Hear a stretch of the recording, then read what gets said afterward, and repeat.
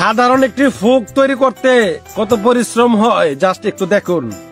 আমরা এই ফুকগুলা বিশেষ করে চেইন কাভারে অথবা আমাদের গলার চেনে বা কানের দুলে ফুকগুলা ব্যবহার করে থাকি, কিন্তু এই ফুকগুলা তৈরি করতে যে কত কষ্ট, কত পরিশ্রম করতে হয় জাস্ট ভিডিওটা দেখলে আপনি বুঝতে পারবেন।